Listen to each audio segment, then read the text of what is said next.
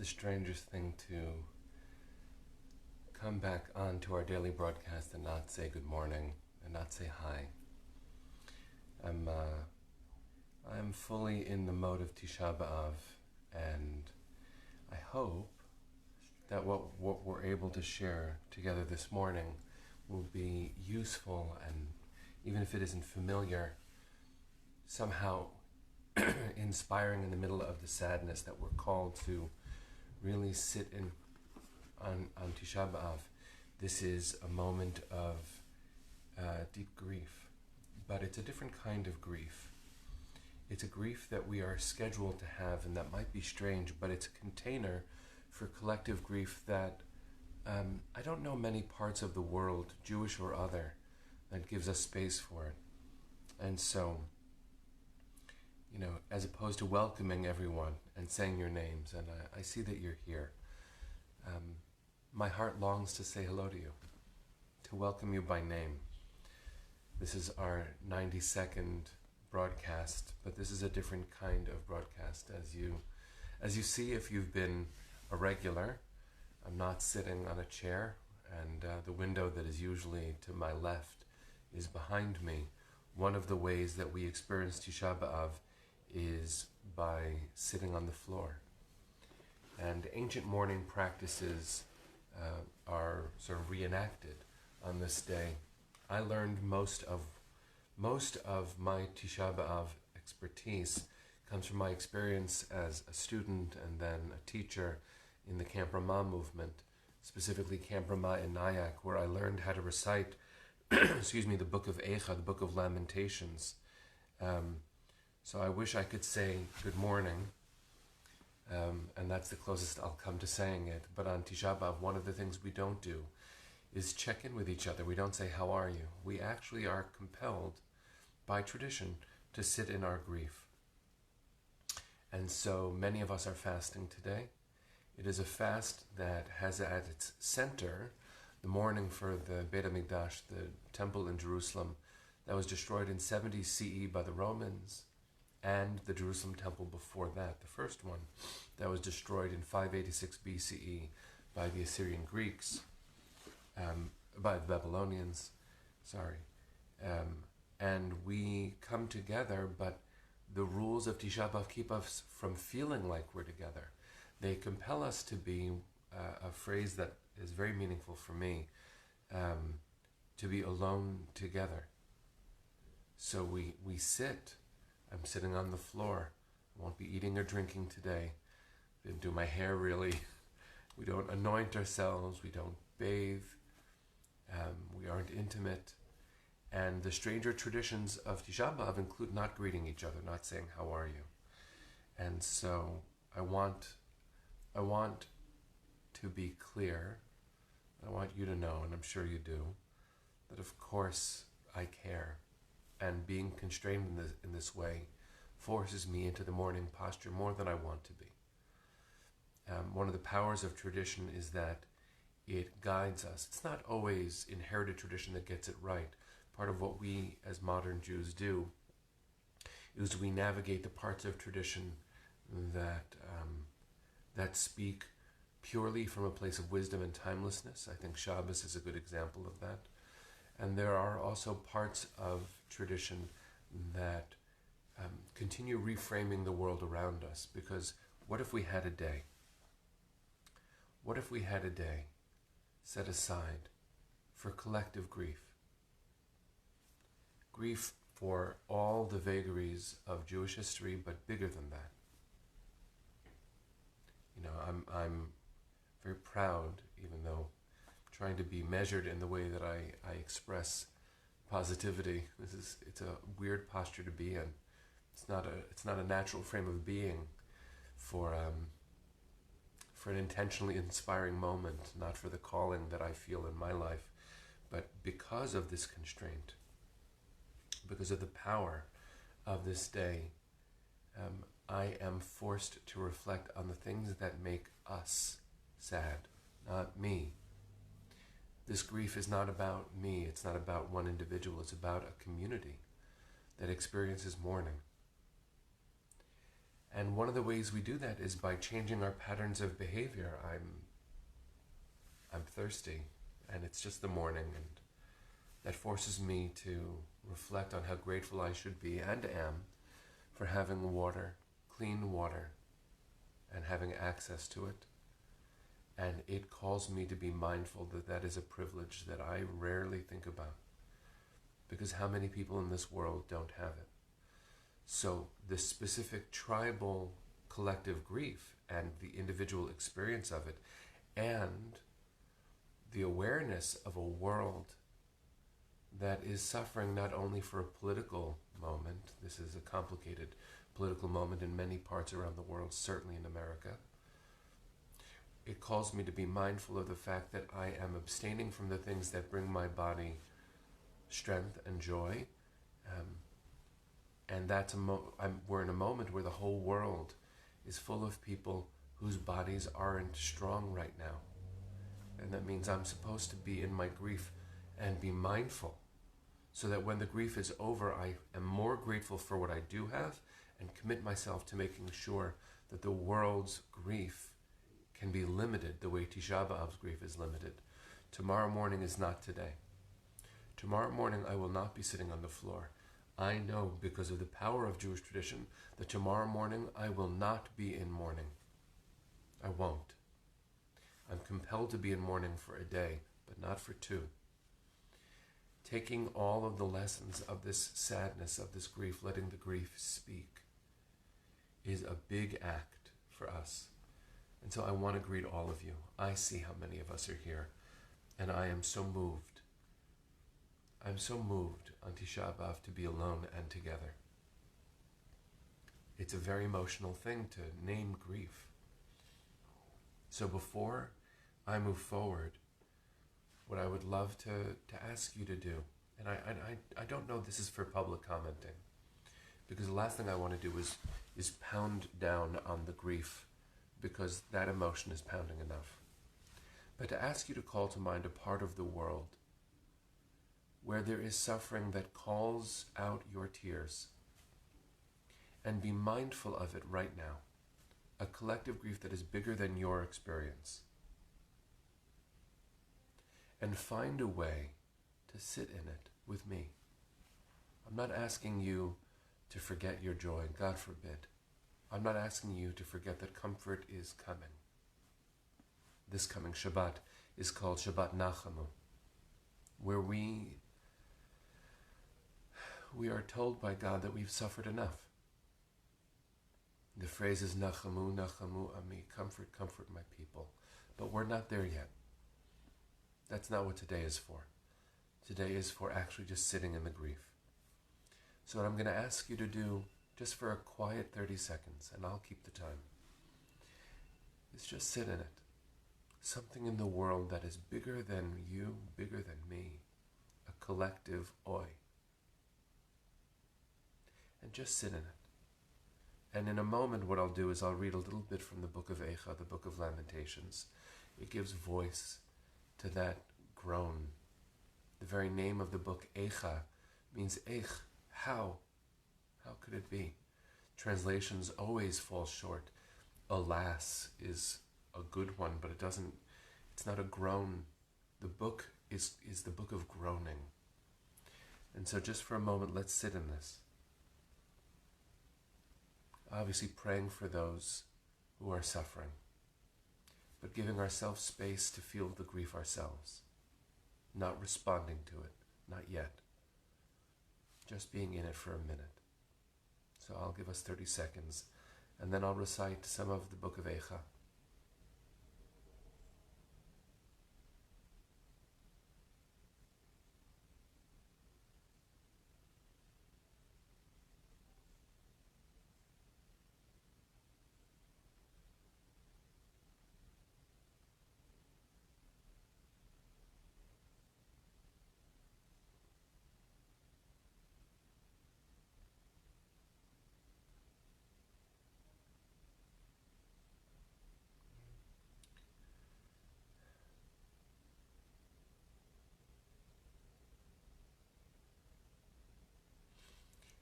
before I recite a little bit of Eicha, I just wanted to bless you. Might not be in the spirit of grief to offer a blessing, but may our tears be limited. May the deep wisdom of Tisha B'Av be that there is space for grief. There's holiness in naming it, in not trying to run away from it, not denying it. But may our tears be limited. May they be fewer than we expect. And may the very groaning that our hearts just allowed into our bodies, may that groaning also be limited because the world feels intense care one for the other, for the things that are larger than the self. I'm not going to read all of Eicha, I'll just read some of it. It's actually more traditional to read it the night before, but this is good language, even if it's painful language. I'll read it in the Hebrew, I'll translate here and there, and I'll tell you where I am in case you're following. I'm beginning with the first chapter, and there are 5. Eicha yashva vadad ha'ira bat yam hayta ke'almana rabati v'goyim sarati bamdinot hayta lamas bachot tivke balayla v'dimata alecheya en la menachem mikol ohaveha kol reyeha bagduva hayula leoivim galta yuna meoni umerov avodah hi yashva vagoyim lo matza manoach korod ve'isiguha benam tsarim. The translation that I have before me says, alas, she sits in solitude. The city that was once great with people has become like a widow. The greatest among nations, the princess among provinces, has become a tribute. She weeps bitterly in the night, and her tear is on her cheek. She has no comforter from all her lovers, and all her friends have betrayed her. They have become her enemies. Judah has gone into exile because of the suffering and harsh toil. She dwelt among the nations, but found no rest.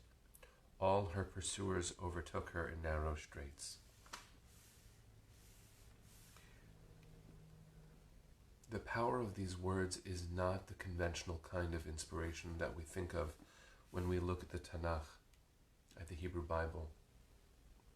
But the power of these 5 chapters of the book of Eicha is also because they follow an aleph bet. They follow the alphabetical order of the Hebrew alphabet, except for the 5th one. The 5th chapter is more freestyle, it's free verse. And in fact, we also read the 3rd chapter. It's a weird pattern. I'm sure there's a word for it in poetry. If the first chapters go A, B, C, or in Hebrew, Aleph, Bet, Gimel, the 3rd chapter goes Aleph, Aleph, Aleph, Bet, Bet, Bet, Gimel, Gimel, Gimel. So that within the first 4 chapters, we have 6 cycles of the entire Aleph, Bet, the entire alphabet. And that means that the 5th chapter of the book of Eicha, the book of Lamentations, is Shabbat. Because we have 1, 2, 3, 3, 3, 4, 5. The 5th chapter, and in the freedom of its words, of its acrostic, because there is no Aleph Bet, there is freedom of expression again. Maybe a hidden message within the grief is that when we go through it, as we go through it, if we are brave enough to go through it, not avoid it, maybe we come out with more measures of freedom on the other side. So I'll just read a little bit more. The melody for the 3rd chapter has always haunted me. Here's the 3rd chapter. I'll only do 2 cycles of the 3 verses. אני הגבר, רעוני בשבט עברתו, אותי נהג ויולך, חושך ולאור, אך בי ישוב יפוך ידו כל היום. בילה בשרי ואורי, שיבר עצמותי, פנה עלי ויקף ראש ותלה, במחשכים הושיבני כמתי עולם. And I won't translate these. It's too hard to translate. It's hard enough to know what they mean. And just in closing for now, the very last verse of Eicha, and this is a deep truth, is not actually the last verse of the book of Eicha. And what I mean by that is that the second to last verse, verse 21, says, Hashiveni Adonai Elecha v'nashuva chadesh yameinu kekedem. And our translation here, bring us back, God, and we shall return. Renew our days as of old. That's not the last verse. The last verse, then, is much sadder. And I won't read it. Even in our grief, I don't need to compound it by pointing out the darkness of each verse. But tradition has us read the second to last verse one more time, because Judaism teaches us we do not end in darkness.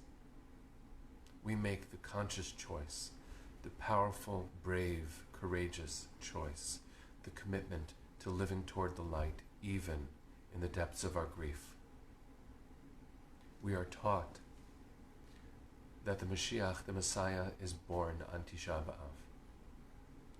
Maybe that means the babies that we are blessed to see in this world, each are a messenger of hope. Maybe it means that on Tisha B'Av we are each born again as the Mashiach. Maybe the collective grief can only be answered when we know that each one of us is required for redemption to happen. So again, may our tears be few. May you be blessed as part of a collective end of grief. May we cry when it's called for. May we be brave enough to sit in the sadness when it's right. And may we be blessed to have limited days where the tears outnumber the smiles. So just repeating that last verse, the final verse that we read, that we require of ourselves, of God.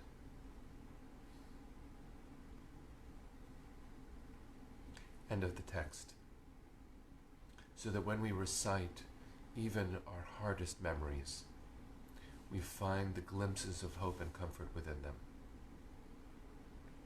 Hashivenu Adonai Elecha v'nashuva chadesh yameinu kekedem.